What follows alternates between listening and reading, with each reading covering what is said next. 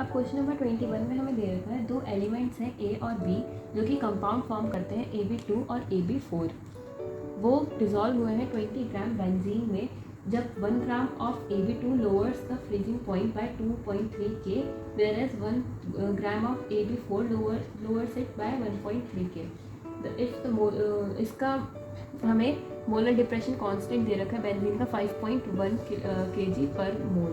अब हमें atomic mass find करना है ए और बी का। सबसे पहले हमें जो जो चीज़ें दे रखी हैं वो हमने लिख लिया। अब AB2 सबसे पहले फर्स्ट कंपाउंड का हम देखेंगे depression and freezing point. Delta T हमें फॉर्मूला पता है 1000 into KF into small W upon capital W into small N. Capital W किसको रिप्रेजेंट करता है? वेट ऑफ सॉल्यूट को।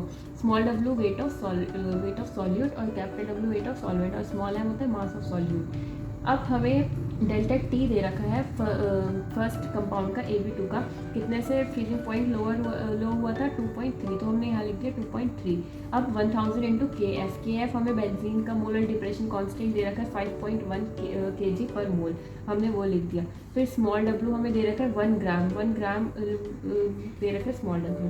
फिर कैपिटल डब्ल्यू हमें दे रखा है बेंजीन का कितने ग्राम बेंजीन में डिजोल्व हुआ था 20 ग्राम, तो वेट ऑफ सॉल्वेंट क्या आ जाएगा 20 ग्राम।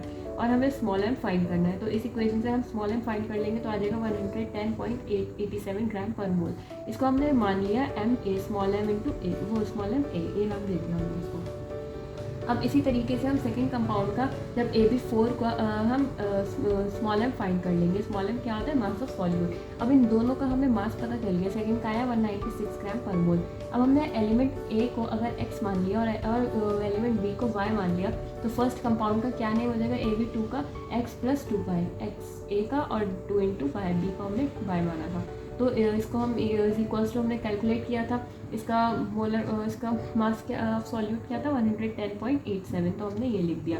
फिर ऐसे ही हमने सेकंड कंपाउंड का मास फाइंड किया था 196 AB4 का, तो x + 4y = 196।